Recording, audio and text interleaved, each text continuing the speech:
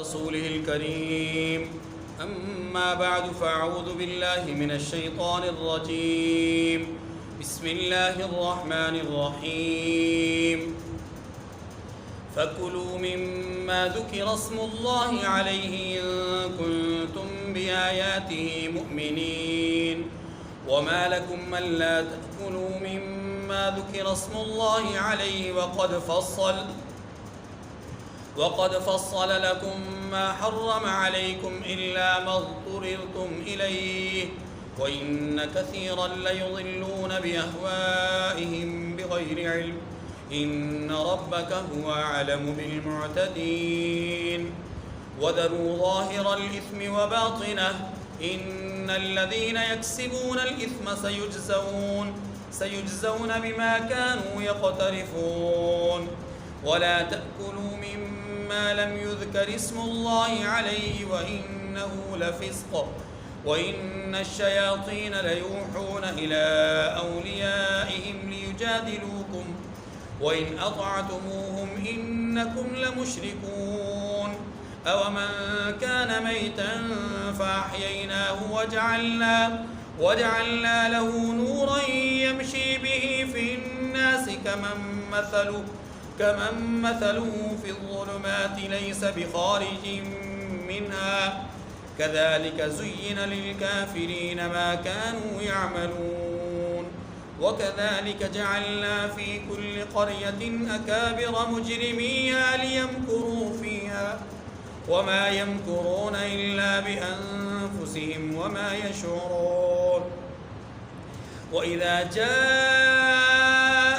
آية قالوا لن نؤمن حتى نؤتى مثل ما أوتي رسل الله أعلم حيث يجعل رسالته سيصيب الذين أجرموا صغار عند الله وعذاب شديد بما كانوا يمكرون صدق الله العظيم.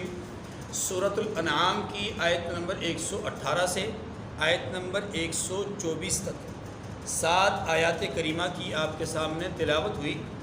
ان آیات کریمہ میں بھی گزشتہ آیات کریمہ کی طرح مشرکین کے اعتراضات کو ذکر کر کے اس کا رد کیا گیا ہے. اب یہاں پر بھی 2 سوالات اور ان کا جواب ہے. پہلا سوال یہ ہے کہ مشرکین نے بہت زیادہ واویلا مچایا، شور مچایا اس بات پر کہ عجیب معاملہ ہے کہ جس جانور کو اللہ مار دے، جو جانور اللہ کے حکم سے مر جائے، اسے مسلمان نہیں کھاتے، اور جس جانور کو یہ اپنے ہاتھ سے ذبح کریں اس کو یہ کھاتے ہیں. اس بات پر بہت شور مچایا انہوں نے، بہت واویلا مچایا. اللہ رب العزت نے یہاں پر جو ابتدائی آیات ہے، آیت نمبر 118 سے آیت نمبر 121 تک، ان 4 آیات میں اللہ تعالیٰ نے یہی بات بیان فرمائی ہے کہ حلت اور حرمت کے فیصلے کا اختیار اللہ کے پاس ہے، اللہ کے سوا کسی کے پاس نہیں ہے. لہٰذا یہ جو مسلمان اپنے ہاتھ سے ذبح کیے ہوئے کو کھا رہے ہیں، اللہ کے مارے ہوئے کو نہیں کھا رہے،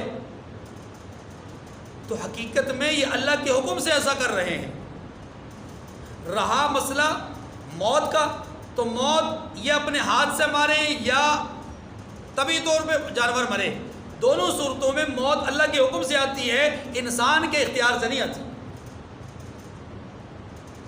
ٹھیک ہے جی، یہ بنیادی طور پہ بات سمجھے گی. دوسرا جو سوال ہے اس کو ہم انشاءاللہ بعد میں پڑھیں گے، پہلے اس کے حوالے سے آیات کریمہ کو ترجمہ پڑھتے ہیں، اس کے ضمن میں جو بات ہوگی اس کو عرض کرتے ہیں. فَكُلُوا مِمَّا ذُكِرَ اسْمُ اللَّهِ عَلَيْهِ إِن كُنتُمْ بِآيَاتِهِ مُؤْمِنِينَ. تو جس چیز پر ذبح کے وقت اللہ کا نام لیا جائے، اگر تم اس کی آیتوں پر ایمان رکھتے ہو تو اسے کھا لیا کرو. یہ خطاب اللہ نے مسلمانوں کو دیا ہے. اس بات کو سمجھنے کی کوشش کیجیے گا کہ قرآن مجید نے اس بات کی بہت زیادہ رعایت کی ہے کہ قرآن کو ماننے والا، قرآن کو پڑھنے والا، وہ کہیں راہ ہدایت سے ضلالت کی طرف نہ چلا جائے. یہ خصوصی طور پہ اہتمام کیا گیا ہے. جو آدمی راہ ضلالت پر ہے، جو آدمی گمراہ ہے، وہ راہ ہدایت پر نہیں آتا، وہ اس کا اپنا اختیار ہے. تبلیغ کرنا، دین کی اشاعت کرنا، دین پہنچانا، یہ ذمہ داری ہے، لیکن ماننا یا نہ ماننا اس کا اختیار بندے کے پاس ہے. لیکن دوسری طرف اس بات کا بہت زیادہ اہتمام کیا گیا کہ جو آدمی مومن ہے، جس نے ایمان قبول کر لیا ہے، جو حلقہ اسلام میں آ چکا ہے، کہیں یہ برگشتہ نہ ہو جائے، یہ گمراہ نہ ہو جائے. اس لیے قرآن پاک نے سوال رکھا سامنے کس کا؟ مشرکین کا. جواباً مخاطب بنایا اہل ایمان کو کہ اے اہل ایمان، اس پروپیگنڈے اور اس شور شرابے کے نتیجے میں کہیں تمہارے دل میں بدگمانی نہ پیدا ہو جائے، تمہارے دل میں کوئی فساد نہ پیدا ہو جائے. اس لیے سنو، فَكُلُوا مِمَّا ذُكِرَ اسْمُ اللَّهِ عَلَيْهِ، جس جانور پر اللہ کا نام لیا جائے ذبح کے وقت، اس جانور کا گوشت تم کھاؤ اگر تم مومن ہو. اس سے یہ پتہ چلا، سمجھیے گا، اس سے یہ پتہ چلا کہ جانور کو ذبح کرتے وقت دو چیزیں ملحوظ خاطر ہونی چاہیے. نمبر ایک، جانور کو ذبح کیا جائے گا اللہ کے نام پر، اللہ کے لیے. نیت کے اعتبار سے اللہ کے لیے ذبح کرنا ضروری ہے. اگر اللہ کے غیر کے لیے ذبح کریں گے کہ وَمَا أُهِلَّ لِغَيْرِ اللَّهِ، پھر وہ حرام ہے. ایک بات. دوسری بات، بوقت ذبح یادداشت کے مطابق نام خدا لینا ضروری ہے. نیت میں بھی رب ہو، الفاظ میں بھی رب ہو. یاد رکھیے، اگر نیت میں رب نہیں تب بھی جانور حرام، الفاظ میں رب نہیں تب بھی جانور حرام. یہ دونوں چیزوں میں رب کا ذکر ضروری ہے. نیت میں بھی استحضار ہو اور زبان پر بھی اقرار ہو. وَمَا لَكُمْ أَلَّا تَأْكُلُوا مِمَّا ذُكِرَ اسْمُ اللَّهِ عَلَيْهِ وَقَدْ فَصَّلَ لَكُمْ مَا حَرَّمَ عَلَيْكُمْ إِلَّا مَا اضْطُرِرْتُمْ إِلَيْهِ وَإِنَّ كَثِيرًا لَيُضِلُّونَ بِأَهْوَائِهِمْ بِغَيْرِ عِلْمٍ إِنَّ رَبَّكَ هُوَ أَعْلَمُ بِالْمُعْتَدِينَ. یہ وہی بات ایک اور انداز میں سمجھائی گئی. فرمایا تمہیں کیا ہو گیا؟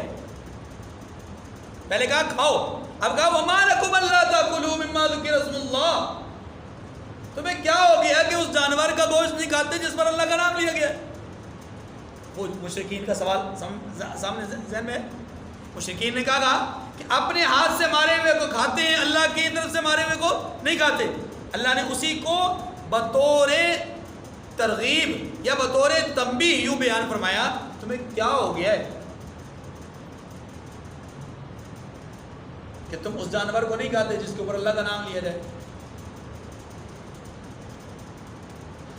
وَقَدْ فَصَّلَ لَكُمْ مَا حَرَّمَ عَلَيْكُمْ إِلَّا مَا اضْطُرِرْتُمْ إِلَيْهِ، حالانکہ اس نے تمہارے لیے حرام ٹھہرا دی ہیں وہ ایک ایک کر کے چیزیں اور بیان کر دی ہیں. کیا مانا؟ وہ چیزیں جو اللہ نے حرام کرنی تھی اللہ نے حرام ٹھہرا دی ہیں، اور وہ چیزیں جن کو حرام ٹھہرایا گیا ان کو ایک ایک کر کے اللہ نے بیان بھی کر دیا. کہاں؟ سورہ انعام میں، سورہ مائدہ میں اور سورہ بقرہ میں تفصیل سے بیان کر دیا. آگے فرمایا وَقَدْ فَصَّلَ إِلَّا مَا اضْطُرِرْتُمْ إِلَيْهِ، یہ ایک استثنائی صورت بیان کی جا رہی ہے. دیکھیے، وہ جانور جن کا کھانا حلال ہے، جن کو ذبح کرنا حلال ہے اور حلال طریقے سے ذبح کیا جائے تو ان کو کھانا حلال ہے. ان کی تفصیل سورہ بقرہ اور سورہ مائدہ میں آ چکی. اب بیان کیا گیا کہ اگر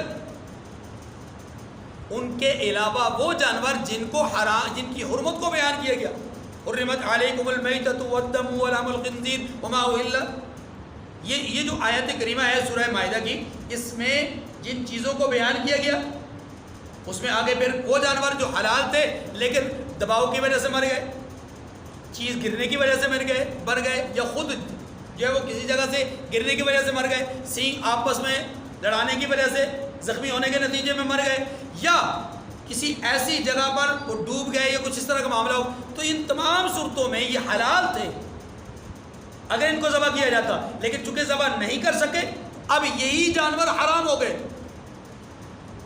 اور وہ جانور جو ان کے سوا ہیں حلال جانوروں کے وہ تو ہیں ہی حرام۔ ان کے متعلق یہ فرمایا گیا کہ اگر یہ حرام جانور کسی ایسے انسان کی زندگی میں اس کو ضرورت پڑ جائے کہ جس کے پاس حلال کھانے کو کچھ بھی نہ ہو، اضطراری کیفیت میں وہ آدمی مبتلا ہو جائے، یعنی اس کے اوپر ایسی کیفیت طاری ہو جائے کہ اگر وہ کچھ نہ کھائے گا تو مر جائے گا، اور حلال ہے نہیں، حلال چیز نہ کھانے کے لیے ہے نہ پینے کے لیے، تو فرمایا ایسا آدمی جو اضطراری کیفیت میں چلا جائے اس کے لیے یہ حرام جانور بھی مباح ہو جائے، حلال نہیں مباح ہو جاتے، یعنی ان کی حرمت ختم ہو جاتی ہے۔ کتنی مقدار میں؟ اتنی مقدار میں جتنی یہ جان اس کی بچ جائے، یہاں تک کہ اس حالت میں یہ خنزیر کا گوشت بھی کھا سکتا ہے، شراب بھی پی سکتا ہے، کتے اور حرام جتنے بھی جانور ہیں ان کا گوشت کھا سکتا ہے اگر کوئی حلال دستیاب نہ ہو۔ ہاں حلال دستیاب ہو تو پھر یہ قطعی طور پہ یہ ساری چیزیں کیا ہوگی؟ حرام ہو، ٹھیک ہے جی۔ فرمایا وَقَدْ فَصَّلَ لَكُمْ مَا حَرَّمَ عَلَيْكُمْ إِلَّا مَا اضْطُرِرْتُمْ إِلَيْهِ، وہ چیزیں ایک ایک کر کے تفصیل ان کی بیان کر دی گئی ہے، بے شک انہیں نہیں کھانا چاہیے، لیکن فرمایا مگر اس صورت میں کہ ان کے کھانے کے لیے ناچار ہو جاؤ، یعنی اس طرح کی کیفیت میں چلے جاؤ پھر ان کو کھا سکتے ہو۔ وَإِنَّ كَثِيرًا لَيُضِلُّونَ بِأَهْوَائِهِمْ بِغَيْرِ عِلْمٍ، اور بہت سے لوگ بے سمجھے بوجھے یعنی بغیر سمجھے نادانی میں اپنے نفس کی خواہشوں سے لوگوں کو بہکا رہے ہیں۔ اس کا معنی یہ ہوا کہ کچھ لوگ ایسے ہیں معاشرے میں کہ جو ناسمجھی میں، ناسمجھی کس کو کہتے ہیں؟ یا ناسمجھی سے مراد یہ کہ اپنے انجام بد سے ناواقف ہو کر کے اس سے انجان بن کر کے ان لوگوں کو بہکا رہے ہیں۔ کیسے بہکا رہے ہیں؟ کہ بغیر علم، یعنی ان کے پاس علم کوئی نہیں ہے، ان کے پاس دلیل کوئی نہیں ہے، اور لوگوں کو حرام، اللہ کی حرام کردہ چیزوں کو حلال بنا کر کے پیش کر رہے ہیں، اللہ کی حلال کردہ چیزوں کو حرام بنا کر کے پیش کر رہے ہیں۔ تو یہ جو ان کا بغیر علم، بغیر سند اور دلیل کے یہ جو عمل ہے، یہ حرکت ہے، فرمایا یہ حرکت شیطانی حرکت ہے۔ اسی لیے فرمایا گیا ان ربک هو اعلم بالمعتدین، یہ حد تجاوز کرنے والے، فرمایا ایسے لوگوں کو جو اللہ کی مقرر کی ہوئی حد سے باہر نکل جاتے ہیں، آپ کا پروردگار خوب جانتا ہے۔ بات سمجھ گئی؟ اب اگلی آیت فرمایا وَذَرُوا ظَاهِرَ الْإِثْمِ وَبَاطِنَهُ، اور ظاہری اور پوشیدہ ہر طرح کا گناہ چھوڑ دو۔ جملے کو سمجھے گا، ظاہری اور باطنی ہر طرح کا گناہ چھوڑ دو۔ اس کا معنی کیا ہے؟ دیکھیے، ایک ہے عمل، ایک ہے نیت، ایک ہے جسم کا عمل اور ایک ہے اندر جو دل، اس کے اندر موجود ارادہ اور نیت۔ یہاں دونوں چیزوں کو الگ الگ بیان کیا گیا کہ یہ جو تمہارا عمل ہے نا ظاہری، یہ بھی گناہ پر مشتمل نہیں ہونا چاہیے۔ تمہارا ظاہری عمل گناہ پر مشتمل، ظاہری طور پہ گناہ کو چھوڑ دو، یعنی عملی گناہ بھی چھوڑ دو، اور جو نیت اور اعتقاد کا گناہ ہے اس کو بھی چھوڑ دو۔ کیا مطلب؟ مطلب یہ ہے ایک انسان خنزیر کے گوشت کو نیت کے اعتبار سے، اپنے اعتقاد کے اعتبار سے حرام سمجھتا ہے، لیکن ظاہراً اس کو بھی گوشت اس کو بھی گوشت سمجھ کر کے دونوں کو کھا لیتا ہے، تو یہ اس کا ظاہری اور عملی گناہ ہے۔ یہ اس کا ظاہری اور اعتقاد کا گناہ نہیں ہے، اعتقاداً یہ اس کو غلط سمجھتا ہے۔ یا بالفاظ دیگر آسان لفظوں میں یوں بھی سمجھ لیجئے کہ نماز ایک آدمی نہیں پڑھتا لیکن نماز کو فرض سمجھتا ہے، اب یہ عملاً گناہ کر رہا ہے لیکن نیت میں، اعتقاد میں اس کا گناہ نہیں ہے۔ اس کے برعکس دوسرا آدمی وہ کیا ہے؟ وہ ہے کہ جس نے اپنی نیت میں، اپنے ارادے میں کسی حلال چیز کو حرام سمجھا، نہیں جی میں نہیں اس کو حلال سمجھتا، یا میں اس کو حرام نہیں سمجھتا، اس کی نیت میں حرام کو حلال یا حلال کو حرام سمجھا گیا تو یہ اس کے اعتقاد کا گناہ ہے۔ اللہ قرآن میں کیا کہتے ہیں؟ اللہ کہتے ہیں وَذَرُوا ظَاهِرَ الْإِثْمِ وَبَاطِنَهُ، ظاہری گناہ کو بھی چھوڑ دو، باطنی گناہ کو بھی، یعنی عمل کا گناہ بھی چھوڑ دو اور اعتقاد کا گناہ بھی۔ ایک معنی تو یہ ہے، دوسرا معنی اس کا اور بھی ہے، اور وہ یہ ہے وَذَرُوا ظَاهِرَ الْإِثْمِ وَبَاطِنَهُ۔ انسان کی زندگی کی دو حالتیں ہوتی ہیں، ایک حالت ظاہری اور ایک حالت پوشیدہ انفرادی۔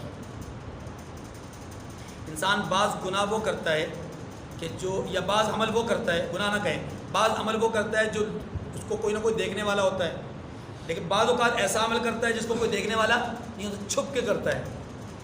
اللہ نے اس جملے کے اندر یہ بات بتائی ہے کہ تم جس طرح اپنے ظاہر میں یعنی لوگوں کے سامنے گناہ سے بچتے ہو، ایسے ہی باطن میں پوشیدہ طور پر تنہائی میں اکیلے میں بھی گناہ سے بچو۔ دونوں مفہوم ہیں، پہلا مفہوم بھی اعتقاد اور عمل کے گناہ سے بچو، دونوں معنی، اور دوسرا معنی یہ کہ لوگوں کے سامنے بھی گناہ کرنے سے بچو اور اکیلے میں بھی گناہ کرنے سے بچو۔ وَذَرُوا ظَاهِرَ الْإِثْمِ وَبَاطِنَهُ، ظاہری اور پوشیدہ ہر طرح کا گناہ چھوڑ دو۔ إِنَّ الَّذِينَ يَكْسِبُونَ الْإِثْمَ سَيُجْزَوْنَ بِمَا كَانُوا يَقْتَرِفُونَ، جو لوگ گناہ کرتے ہیں وہ عنقریب اپنے کیے کی سزا پائیں گے۔ وَلَا تَأْكُلُوا مِمَّا لَمْ يُذْكَرِ اسْمُ اللَّهِ عَلَيْهِ وَإِنَّهُ لَفِسْقٌ۔ اب وہ جو بات تھی نا کہ جو غیر اللہ کے نام پہ ذبح کی جائے چیز، یا جس جانور کی حلت ہی نہ ہو، فرمایا ایسے جانوروں کے حوالے سے پہلے تو بات بتائی گئی کہ حلال اور پاکیزہ جانوروں کو کھاؤ، نام خدا جن پر لیا گیا ان کو کھاؤ۔ اب اس کی دوسری سمجھ جو ہے وہ بیان کی جا رہی ہے، فرمایا کہ جس چیز پر اللہ کا نام نہ لیا جائے، جس جانور نہیں کہا، کیا کہا؟ کیا کہا طارق بھائی؟ جس چیز پر، جس جانور پر نہیں، یہ بڑی کیا ہے؟ باریک بات ہے۔ جو مٹھائی ہم کسی غیر اللہ کے نام پہ تقسیم کریں گے وہ اس میں شامل ہے، جو بریانی تقسیم کریں گے وہ اس میں شامل ہے، جو حلوہ اور جو پوری اور قتلمے اور پتہ نہیں کیا کچھ غیر اللہ کے نام پہ اپنا تقسیم کریں گے وہ کیا ہے؟ اس میں شامل۔ یہی کہا گیا کہ جو چیز ایسی ہو کہ اس پر اللہ کا نام نہ لیا جائے، غیر کا نام لیا جائے، فرمایا اس کو مت کھاؤ۔ وَإِنَّهُ لَفِسْقٌ، یہ گناہ کی بات ہے، یہ کیا ہے؟ گناہ ہے۔ وَإِنَّ الشَّيَاطِينَ لَيُوحُونَ إِلَىٰ أَوْلِيَائِهِمْ لِيُجَادِلُوكُمْ، اور شیطان اپنے رفیقوں کے دل میں یہ بات ڈالتے ہیں کہ تم سے جھگڑا کریں۔ کیا مطلب؟ جو شیطان کے بہکاوے میں آ جاتے ہیں، ایسے لوگ اپنے ہی ماننے اور چاہنے والوں کے دل میں بات ڈالتے ہیں کہ نہیں کھا لیا کرو، یہ جو فلاں کے نام پہ فلاں کے نام پہ فلاں کے نام پہ ہم کرتے ہیں یہ سب بالکل درست ہے، حلال ہے، یہ مولوی ایسے جھگڑتے ہیں۔ اصل میں وہ مولویوں کے بارے میں نہیں کہہ رہے، بلکہ خود اپنے ساتھیوں کو تیار کر رہے ہیں کہ وہ ان کے ساتھ جھگڑیں۔ کتنی آسان سارا سی بات ہے، آپ وہی مٹھائی تقسیم کریں، آپ وہی بریانی تقسیم کریں، آپ وہی حلوے تقسیم کریں، اللہ کے نام پہ، اللہ کی رضا کے لیے اور ثواب کے لیے آپ کہیں کہ یا اللہ یہ میں نے چیز تقسیم کی، اس کا ثواب فلاں بزرگ کو نصیب فرما۔ کتنی آسان سارا سی بات، لیکن آپ ضد کی بنیاد پہ کہتے ہیں نہیں میں نے فلاں بزرگ کے نام پہ تقسیم کرنی ہے، تو پھر قرآن کہتا ہے یہ حلال نہیں ہے۔ فرمایا وَإِنْ أَطَعْتُمُوهُمْ إِنَّكُمْ لَمُشْرِكُونَ، بڑی گہری بات ہے۔ قرآن کہہ رہا ہے، کسی مولوی مفتی کا فتویٰ نہیں ہے، قرآن کیا کہتا ہے؟ اور اگر تم لوگ ان کے کہے پر چلے، یعنی وہ جو بہکا رہے ہیں ان کے کہنے پر اگر تم چلے اور غیر کے نام پہ چیزوں کو تقسیم کیا، ذبح کیا، تو بے شک تم بھی مشرک ہوئے۔ لفظ کو سمجھیے گا، تم بھی مشرک ہوئے۔ کس کو کہا جا رہا ہے؟ مسلمانوں کو، مشرکوں کو نہیں کہا جا رہا۔ مشرک تو پہلے سے مشرک ہیں، کافر تو پہلے سے کافر ہیں۔ یہاں مسلمانوں کو کہا جا رہا ہے اگر تم ان کی بات مانو گے۔ یہ کام کون کرتا تھا؟ مشرکین کرتے تھے، غیر اللہ کے نام پہ چیزیں ذبح کرتے تھے، بتوں کے نام پر، لات ہبل منات وغیرہ کے نام پر۔ تو فرمایا تم اگر ان کے کہنے پر چلو گے، غیر کے نام پہ چیزیں تقسیم کرو گے، ذبح کرو گے، تو پھر یاد رکھو کہ تم بھی مشرک ہوئے۔ اب اسی کے تناظر میں کہ اللہ کی بات کو نہ ماننا اور غیر اللہ کی بات کو ماننا، اس کے تناظر میں یہ بات سمجھائی گئی ہے کہ زندگی اور موت، روحانی اعتبار سے زندہ ہونا اور روحانی اعتبار سے مردہ ہونا، یہ اسی بات پر موقوف ہے کہ کوئی آدمی اللہ کے حکم کو مانے گا تو روحانی طور پہ زندہ ہوگا، اگر اللہ کے غیر کا حکم مانے گا تو روحانی طور پہ مردہ ہوگا۔ پھر فرمایا کہ کیا یہ زندہ اور یہ مردہ، یعنی اس طرح کا روحانی زندہ آدمی اور اس طرح کا روحانی مردہ آدمی دونوں برابر ہو سکتے ہیں؟ یعنی جیتے جاگتے کھاتے پیتے سب ایک جیسے نظر آ رہے ہیں، لیکن روحانی طور پر یہ زندہ ہے اور روحانی طور پر یہ مرا ہوا ہے، تو کیا یہ دونوں برابر ہو سکتے ہیں؟ ہرگز برابر نہیں ہو سکتے۔ اس لیے کہ اللہ کے رسول صلی اللہ علیہ وسلم نے ارشاد فرمایا کہ یہ آدمی جو کہ اللہ کا ذکر کرتا ہے اس کی مثال زندہ کی ہے، اور یہ آدمی جو اللہ کا ذکر نہیں کرتا اس کی مثال مردہ کی طرح ہے، تو دونوں برابر نہیں ہو سکتے۔ یہی بات اس آیت کریمہ میں آیت نمبر 122 میں سمجھائی گئی۔ اب اس کو غور سے دیکھیے، اومن کان میتا فاحییناہ وجعلنا له نورا یمشی بہ فی الناس کمن مثلہ فی الظلمات لیس بخارج منہا، بھلا جو پہلے مردہ تھا پھر ہم نے اس کو زندہ کیا اور اس کے لیے روشنی کر دی جس کے ذریعے سے وہ لوگوں میں چلتا پھرتا ہے، کہیں اس شخص جیسا ہو سکتا ہے جو اندھیرے میں پڑا ہوا ہو، اس سے نکل ہی نہ سکے۔ یہاں سمجھیے گا اس آیت کریمہ میں مردہ کیا چیز بتائی گئی، مردگی کیا بتائی گئی، زندگی کیا بتائی گئی، اسی طریقے سے روشنی کیا بتائی گئی اور تاریکی کیا بتائی گئی۔ اس کو سمجھے گا، جب اس کو سمجھیں گے تو آیت کریمہ کو سمجھنا آسان ہو جائے گا۔ اللہ پاک نے یہ بیان فرمایا، یہ چونکہ رسول اللہ صلی اللہ علیہ وسلم کے زمانے کی بات ہے، اور وہاں بہت سارے لوگ پہلے ایسے تھے کہ جو انہی لوگوں کے ضمن میں آتے تھے، مشرکین کے، بت پرستی کے قائل تھے، یا اسی طریقے سے غیر اللہ کی پوجا کیا کرتے تھے۔ اللہ تبارک و تعالیٰ نے انہیں اس پوجا پاٹ سے نکال کر اپنی عبادت میں لا کھڑا کر دیا۔ اب یہ جو پہلے پوجا پاٹ کرتے تھے یہ مردگی تھی، اب یہ جو اللہ کی عبادت میں لگ گئے تو یہ زندگی ہے۔ ایک بات اسی کو دوسرے لفظوں میں یوں کہیے کہ جو شرک تھا، کفر تھا اور غلاظت تھی اور گندگی تھی، کس کی؟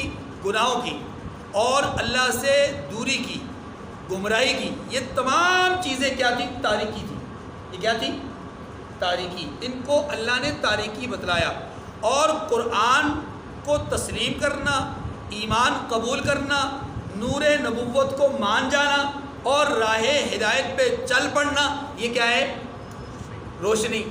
اللہ پاک یہ فرما رہے ہیں تم پہلے مردہ تھے، پھر تمہیں زندگی دی، یعنی پہلے تم مشرک تھے، پہلے تم کافر تھے، اب تمہیں اللہ نے ہدایت بخشی، تو یہ جو مردگی سے زندگی نصیب ہوئی اور وہ جو تاریکی سے تم روشنی میں آئے، بھلا تمہارا مقابلہ وہ کرے گا جو اب بھی مردہ ہے، وہ تمہارا مقابلہ کرے گا جو اب بھی تاریکی میں پھر رہا ہے۔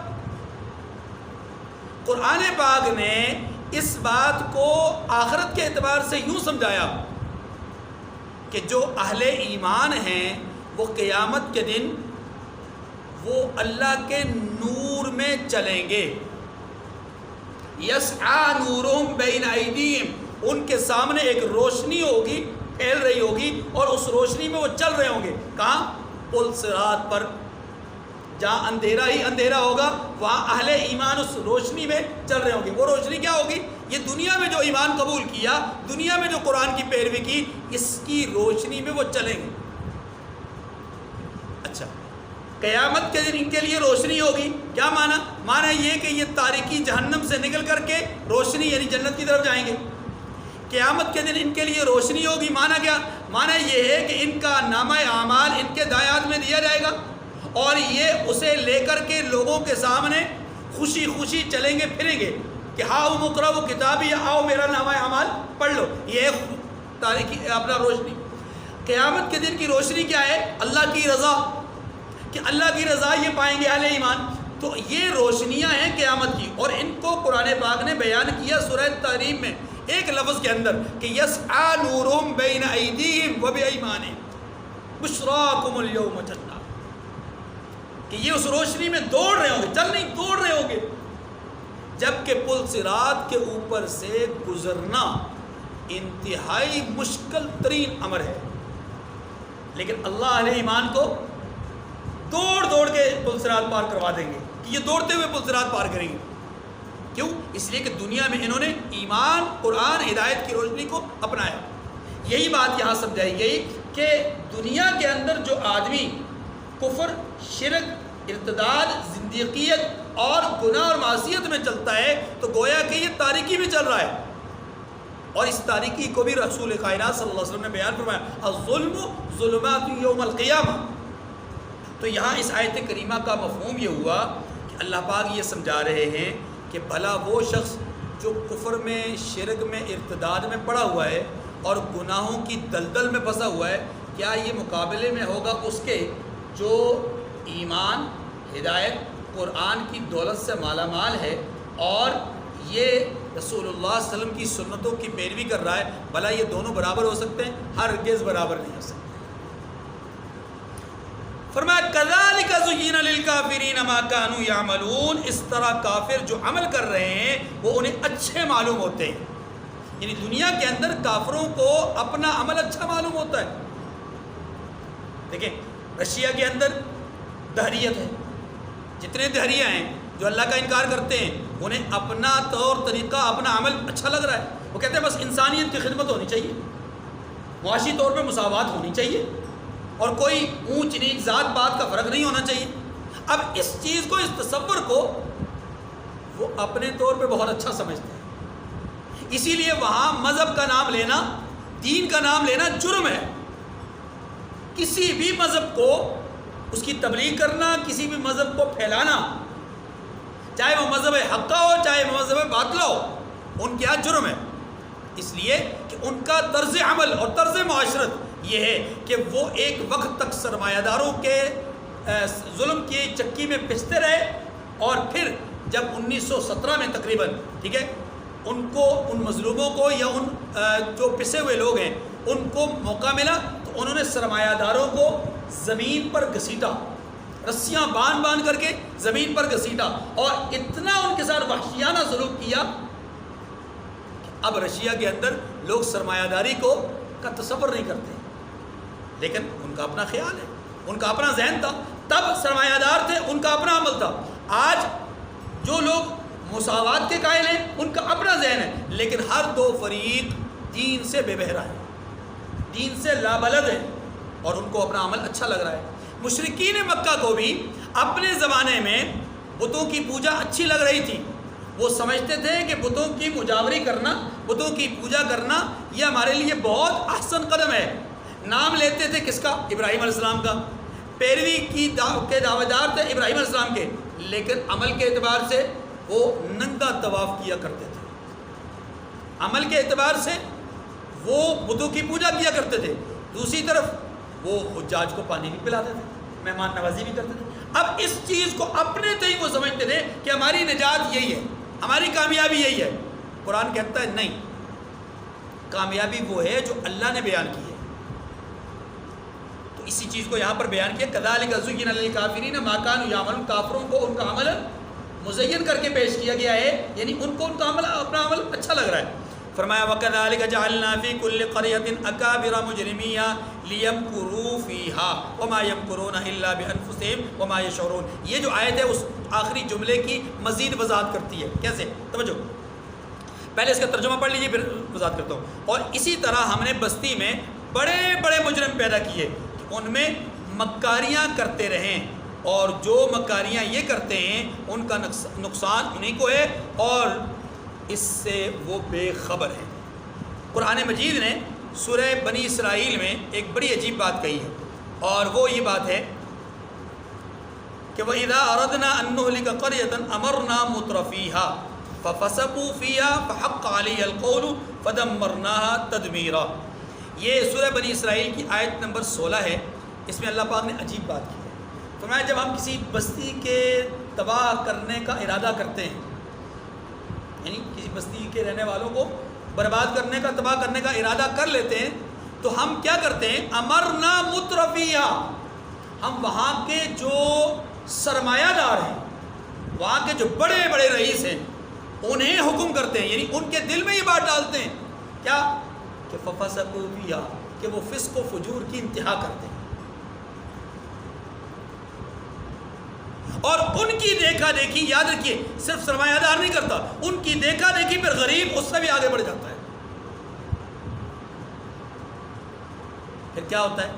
اللہ پاک فرماتے ہیں فحق علیہ القول، پھر ہمارا فیصلہ ان پر ثابت ہو جاتا ہے، یعنی اتمام حجت ہو جاتا ہے۔ فدمرناها تدمیرا، پھر ہم اس پر عذاب بھیج دیتے ہیں۔ اچھا، انہیں ہلاک کر دیتے ہیں۔ مقصد یہ ہے کہ اس آیت کریمہ میں جو ابھی ہمارے سامنے آئی ہے، اس میں اللہ تبارک و تعالیٰ نے ایک گراؤنڈ ریالٹی بیان کی ہے، اور وہ کیا ہے کہ ہر بستی کے اندر، ہر قوم کے اندر، ہر طبقے کے اندر، ہر جماعت کے اندر آپ نے دیکھا ہوگا کہ ایسے لوگ ہوتے ہیں کہ جو اس جماعت کی، بستی کی، قوم کی تباہی کا ذریعہ اور سبب بنتے ہیں۔ وہ کون لوگ ہوتے ہیں؟ وہ نچلی سطح کے لوگ نہیں ہوتے، یہ بات ذہن رکھیں۔ وہ کمزور اور پسے ہوئے لوگ نہیں ہوتے، وہ بھوک اور افلاس سے لٹے پٹے ہوئے لوگ نہیں ہوتے۔ وہ کون لوگ ہوتے ہیں؟ وہ اسی قوم کے سرمایہ دار ہوتے ہیں، وہ اسی قوم کے عیاش ہوتے ہیں، وہ اسی قوم کے جو رئیس ہوتے ہیں وہ ہوتے ہیں۔ اور قرآن پاک نے جتنی اقوام کا ذکر کیا ہے، ان اقوام میں کیا بات بیان فرمائی؟ فقال الملأ الذین کفروا، قوم کے سرداروں نے کہا، قوم کے رئیسوں اور چودھریوں نے کہا۔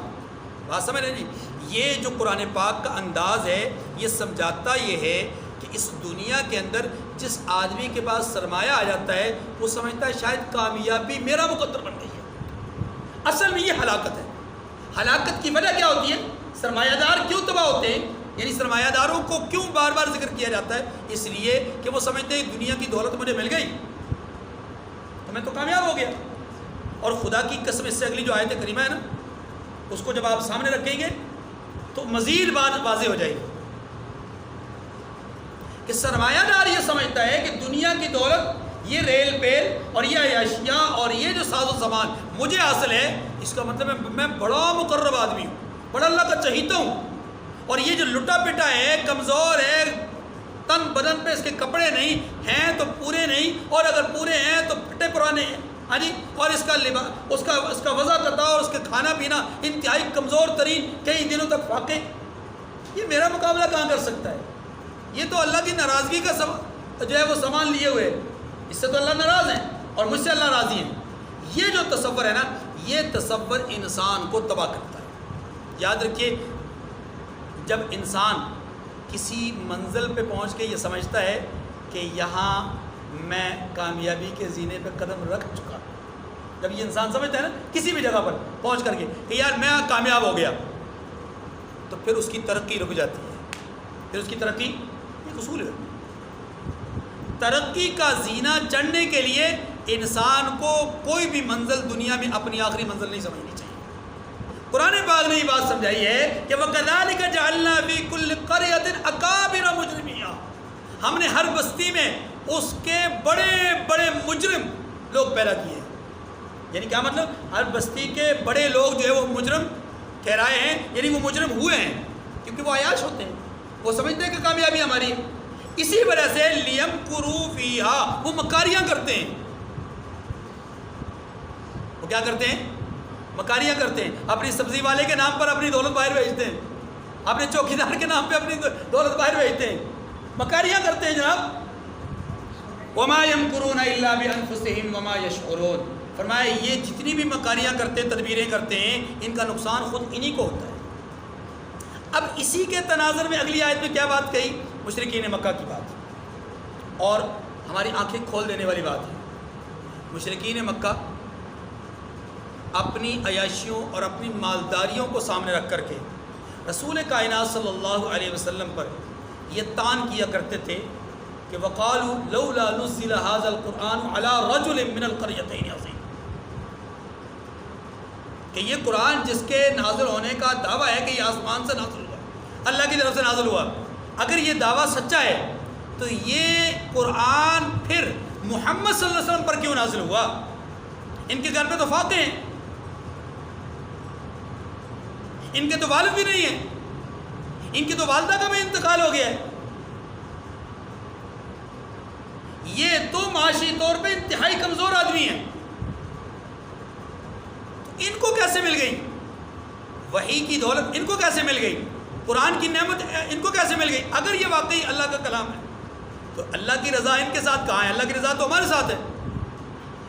اب مشرکین کیا کہتے ہیں؟ مشرکین کہتے ہیں کہ اگر اس وحی پر ایمان لانے کی بات ہے تو ہم اس وقت تک ایمان نہیں لائیں گے جب تک کہ وحی ہمارے پاس بھی نہیں آئے گی۔ یہ ہے سرمایہ دارانہ سوچ۔ بات سمجھ رہے ہیں؟ یقین کریں کہ یہ جو حقیقت میں لوگ ہوتے ہیں اس طرح کی سوچ رکھنا، مالدار ہونا سرمایہ داری نہیں ہے، مالدار ہونا سرمایہ دارانہ ایک سوچ ہے۔ وہ ضروری نہیں ہے کہ بہت زیادہ پیسے والوں کے پاس ہو، بعض اوقات بہت تھوڑے پیسے والوں کے پاس بھی سرمایہ دارانہ سوچ ہوتی ہے۔ وہ کیا ہوتی ہے؟ تعلی، کبر، غرور، تکبر۔ یہی وہ چیز یہاں پر بیان کی جا رہی ہے کہ مکہ کے سردار اور چودھری غرور اور تکبر میں آ کر کے کہتے تھے کہ اگر وحی الہی کا نزول ہو رہا ہے اور یہ یقینی بات ہے تو پھر اس نزول کے زیادہ مستحق ہم ہیں کیونکہ ہم مالدار ہیں۔ ابو جہل نے بھی یہی کہا، ولید ابن مغیرہ نے بھی یہی کہا، اور بھی دیگر مشرکین نے یہی کہا کہ ہم زیادہ حقدار ہیں، ہم چودھری ہیں، ہم وڈیرے ہیں۔ اور من القریتین سے مراد کیا ہے؟ مکہ مکرمہ اور طائف۔ جیسے آپ کا اسلام آباد اور مری ہے نا، ایسے یہ جو مکہ مکرمہ اور طائف ہے نا، اس کی مثال ایسی ہے۔